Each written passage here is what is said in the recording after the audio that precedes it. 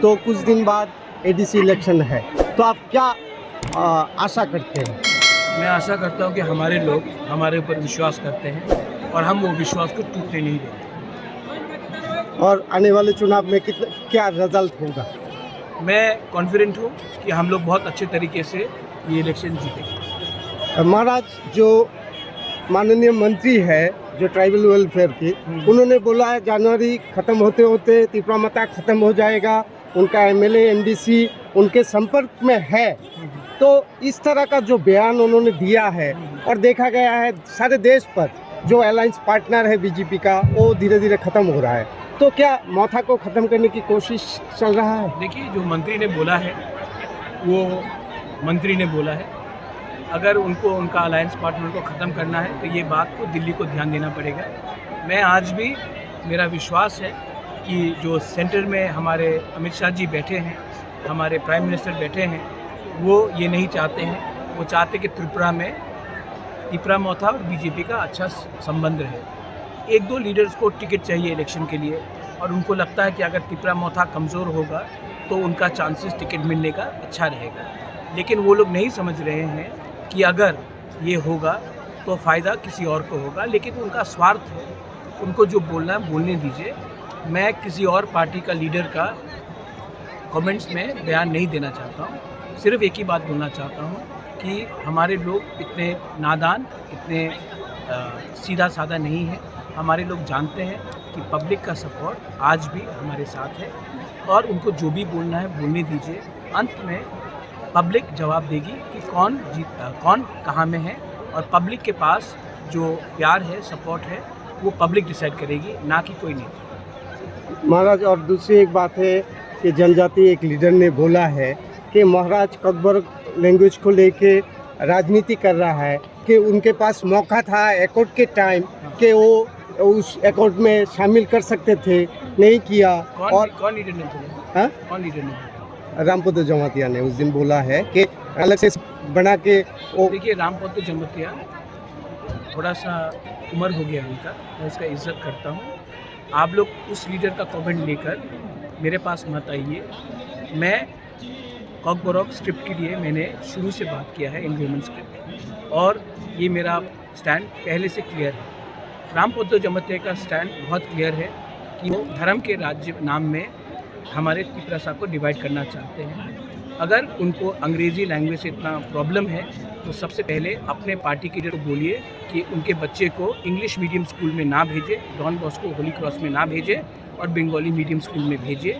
जब उनके लीडर्स अपने बच्चे को, उनके मंत्री के लीडर्स, उनके एमएलए के लीडर्स अपने बच्चे को बंगाली मीडियम स्कूल में भेजेंगे, तब मैं उनसे बात करूँगा। पहले अपना घर को सफ़ा कीजिए, उसके बाद हमारे कम्युनिटी के बारे में बात कीजिए। मैं अपने जाति के लिए पॉलिटिक्स नहीं करता हूँ। मैं पॉलिटिक्स में पैसे कमाने के लिए, पोस्ट लेने के लिए नहीं आया हूँ।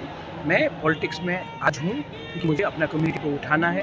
जिस दिन हमारा कम्युनिटी का प्रॉब्लम सॉल्व हो जाएगा, मैं पॉलिटिक्स में भी नहीं रहूँगा। लेकिन मेरा उद्देश्य है कि अपने कम्युनिटी को, अपने स्टेट को, हमारे स्टेट में आज जो बेरोज़गारी है वो क्यों है? क्योंकि हमारे पास बंगाली हो, तिपरासा हो, मणिपुरी हो, हमारे पास एजुकेशन सिस्टम ऐसा नहीं था जिससे, जैसे कि आप कंपेयर करेंगे मेघालय से, आप कंपेयर करेंगे नागालैंड, अरुणाचल से, जहाँ में लोगों को बाहर जाके भी नौकरी मिलता है। इसके लिए मैं रोमन स्क्रिप्ट के बारे में बात कर रहा हूँ। इसके लिए मैं ऐसे लैंग्वेज को प्रमोट करने की बात कर रहा हूँ।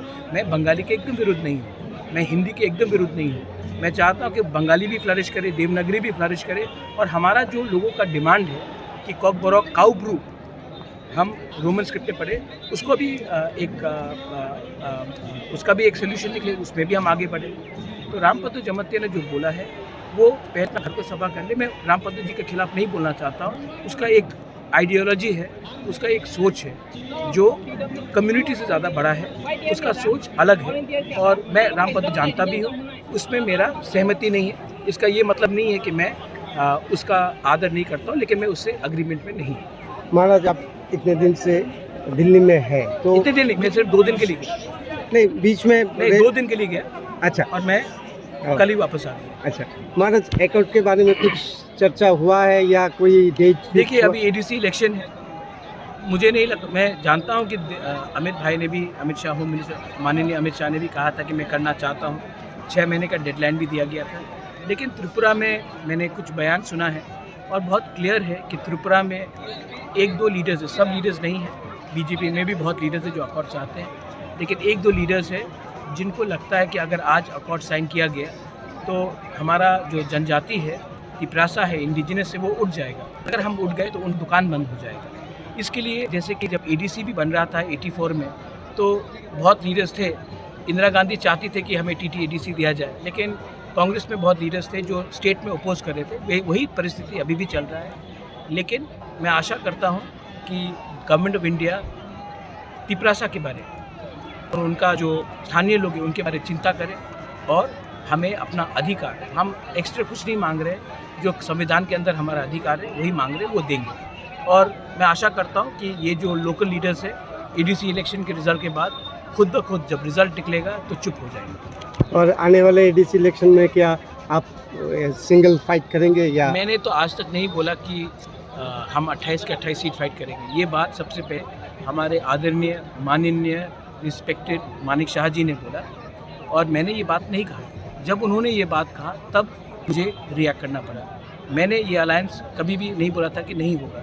जब उन्होंने ये स्टेटमेंट दे दिया और उसके बाद जो हमारे ऊपर लगातार हमारे खिलाफ बात चल रहा है, तो हम भी एक पॉलिटिकल पार्टी है, हमें भी अपना अस्तित्व बनाना है, हमें भी अपने लोगों को जवाब देना है, हम भी किसी से डरते नहीं हैं, तो हम भी फाइट करेंगे और जब रिज़ल्ट आएगा पब्लिक डिसाइड करेगी कौन कितने पानी में है।